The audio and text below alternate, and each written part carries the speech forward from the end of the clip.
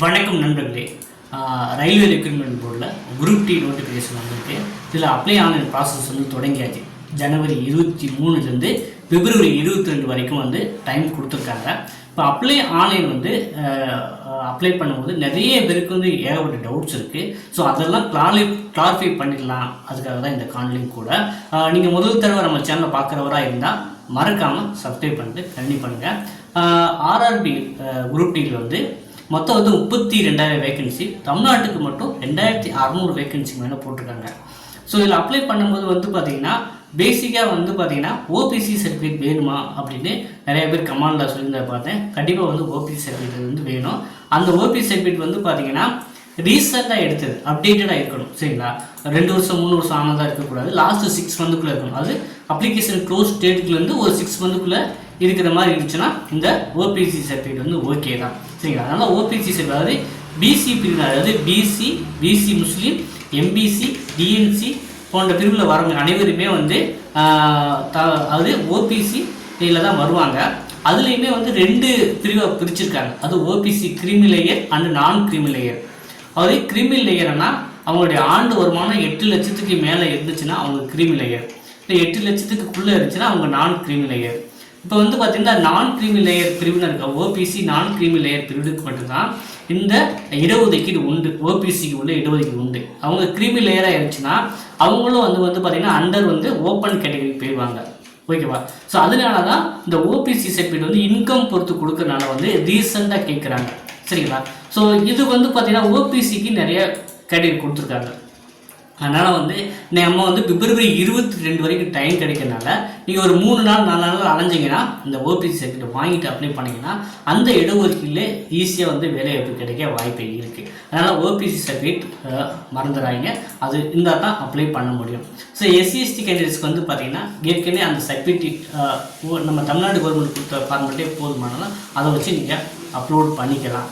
மற்றபடி economics weaker section, அது EWS, அது எக்கனாமிக் வீக்கர் செக்ஷனுமே இந்த ஓபிசி மாதிரி ஒரு கிரிட்டீரியா தான் வச்சுருக்காங்க.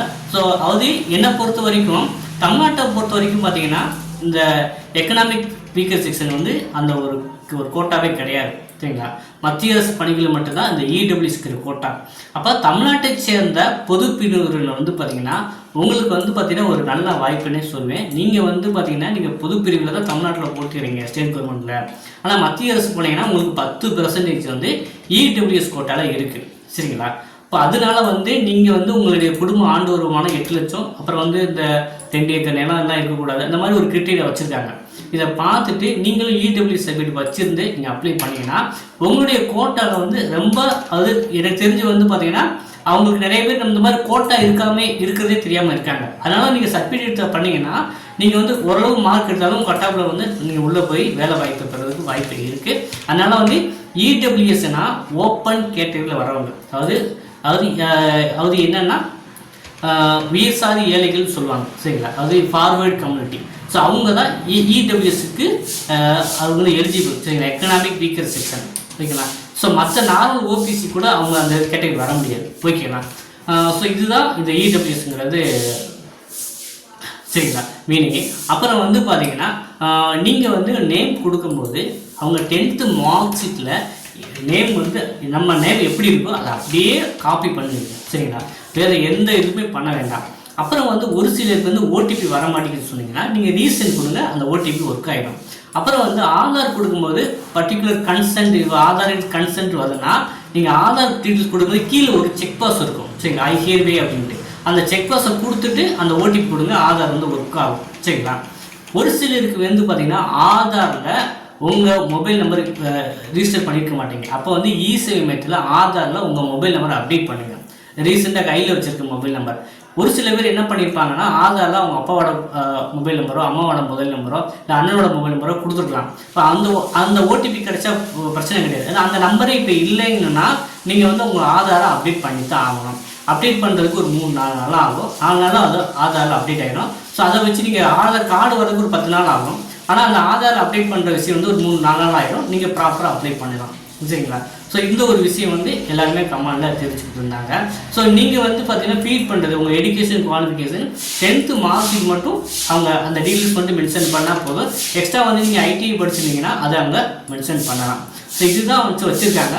அதே போல் வந்து போஸ்டிங் செலக்ட் பண்ணுறது வந்து பார்த்தீங்கன்னா எது பெஸ்ட்டாக இருக்கும் அப்படின்னு மாதிரி நிறைய பேர் கேட்டிங்க. ஸோ நம்ம வந்து பார்த்தீங்கன்னா ஒவ்வொரு போஸ்டிங்க்கும் அப்ளை பண்ண தனி காசு கேட்கல. ஸோ நம்மளோட தனிப்பட்ட விருப்பம் தான் எல்லாத்துக்கும் அப்ளை பண்ணுவோம். ஸோ நீங்கள் அது பெண்கள் வந்து எந்த போஸ்ட்டை சூஸ் பண்ணோம்னா நல்லாயிருக்கும் அப்படிங்கிற ஒரு கேள்வியுமே இருந்தது.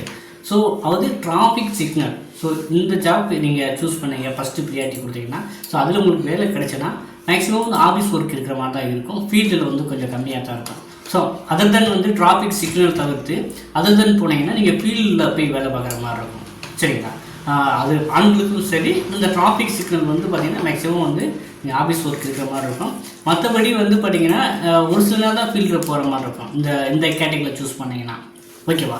ஸோ இதுதான் நிறைய பேர் கேட்டிருந்தாங்க. ஸோ எது சூஸ் பண்ணலாம் ப்ரியாரிட்டி அப்படின்ட்டு. ஸோ நமக்கு தேவை அரசு வேலை வேணும். சரிங்களா? அதை கொஞ்சம் மனசில் வச்சுக்கோங்க.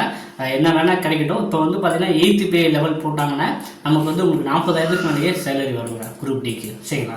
அதனால் வந்து ஸோ இது ஒரு நல்ல வாய்ப்பு. இது வந்து தவற விட வேண்டாம். ஏன்னா ரயில்வே வந்து பார்த்திங்கன்னா உங்களுக்கு பெரிய ப்ராசஸ் பண்ணுவாங்க. ஜாயின் பண்ணுறதுக்கு எப்படி 1 வருஷத்துக்கு மேலே ஆயிடும். அதனால் வந்து இந்த வாய்ப்பை தவற விடாதீங்க. முடிஞ்ச அளவுக்கு அப்படியே ஏஜ் லிமிட்டு நமக்கு நிறையவே கொடுத்துருக்காங்க. முடிஞ்ச அளவுக்கு முயற்சி பண்ணி பார்க்கலாம். எல்லாருமே ஸ்டேட் கவர்மெண்ட்டை நம்பி இருக்காமல் சென்ட்ரல் கவர்மெண்ட் படிக்கிறவங்க விண்ணப்பிச்சிங்கன்னா ஓரளவு வெற்றி வாய்ப்பு பெறவும் வாய்ப்புகள் இருக்குது. ஏன்னா நம்ம வந்து நம்ம கேட்டகரியில் தவற விட்டோம்னா நார்த் இந்தியனுக்காக வந்து இங்கே வந்து வேலை பார்க்க சொல்லிட்டு இருக்கோம். இப்போயே நிறைய ரிலேட்டிவ்ஸில் வந்து பார்த்திங்கன்னா அவங்க வந்து தமிழ்நாட்டுக்கு சென்னை சதர்ன் ரீஜனுக்கு அப்ளை பண்ணி இங்கே போஸ்டிங் வாங்கிடுறாங்க. ஏன்னா இங்கே காம்படிஷன் கம்மி, நம்ம வந்து அவ்வளோவா போக மாட்டேங்கிறோம். சரிங்களா? ஸோ அதனால தான் சொல்கிறேன், நீங்கள் கொஞ்சம் எஃபோர்ட் போட்டிங்க அப்படின்னா நீங்கள் ஃபஸ்ட்டு அட்டம்ப்ட்லேயே கிளியர் பண்ணலாம்.